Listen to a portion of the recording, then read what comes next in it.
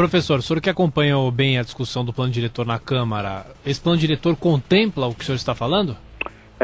Eu tenho dito que o saldo do plano diretor é positivo. Em parte ele é positivo por isso, porque ele contempla, ainda que não integralmente, mas ele vai nesse sentido, ele vai nessa direção. Ou seja, ele coloca claramente alguns critérios de desenvolvimento urbano que articulam os agentes produtores da cidade. Então, nesse sentido, ele é positivo. E é por isso que os dois próximos passos, que são a lei de zoneamento e os planos de bairro, são tão importantes quanto a própria discussão do plano diretor. Porque é agora que nós vamos ver se esse discurso vai ou não se tornar uma prática dos próximos 16, 20 anos da cidade de São Paulo. Ailton Brasiliense Pires, qual a mudança no sistema de transporte da cidade após a Copa do Mundo? O sistema que sempre foi deficiente, pouco metrô, pouco sistema sobre trilhos, mas qual a grande mudança na sua opinião? Olha, eu acho que a grande mudança está sendo a consolidação de projetos que obviamente deveriam estar em prática já pelo menos uns 20, 30 anos atrás. O São Paulo teve uma estruturação.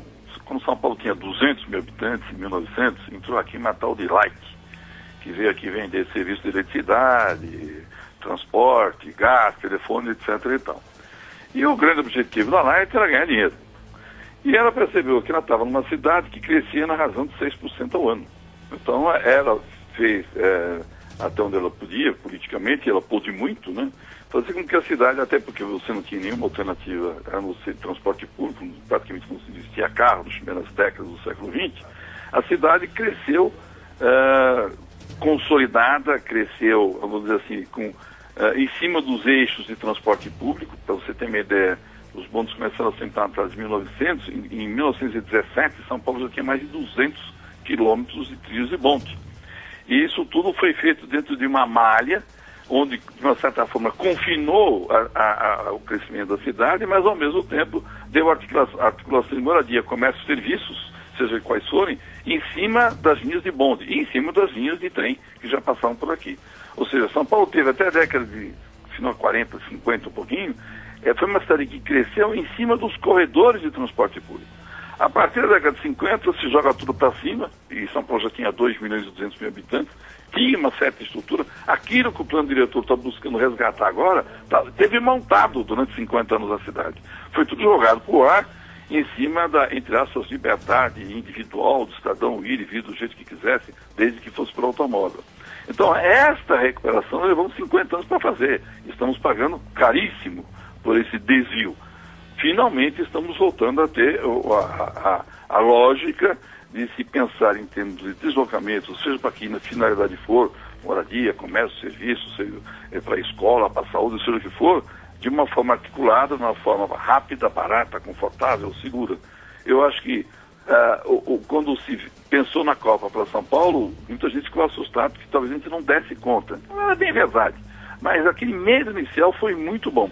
Muita coisa ganhou uma certa velocidade maior de implantação por conta disso. Eu acho que um dos legados da Copa, já que se decidiu a Copa vir para o Brasil em 2007, há 7 anos atrás, foi esse. De se ter que finalmente recuperar, não só a cidade de São Paulo, o Brasil. O Brasil teve uma empresa chamada EBTU e uma outra chamada JPOT, que até o início do governo Collor, ela fazia projetos e tentava investir e estimular a estruturação do transporte público dentro de uma economia urbana. Isso foi desmontado no começo do governo Collor e só foi praticamente recuperado agora no governo Lula com o Ministério das Cidades, que aglutinou num só ministério, saneamento, habitação, transporte e trânsito, e os programas urbanos. São 5 áreas que estão lá, que ainda que não tenham trabalhado da forma mais brilhante possível, mais adequada, já começou a mostrar resultados.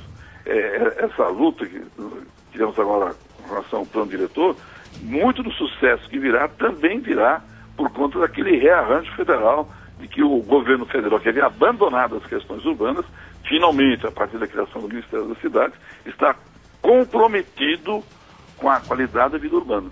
E esse é o outro aspecto importante. Uns que antecederam, o Estatuto da Cidade é de 2001, o Ministério da Cidade é de 2003, que antecederam a decisão da vinda da Copa para cá, e outros que acabaram vindo depois por decorrência. Mas o conjunto, ainda que seja tardiamente, né?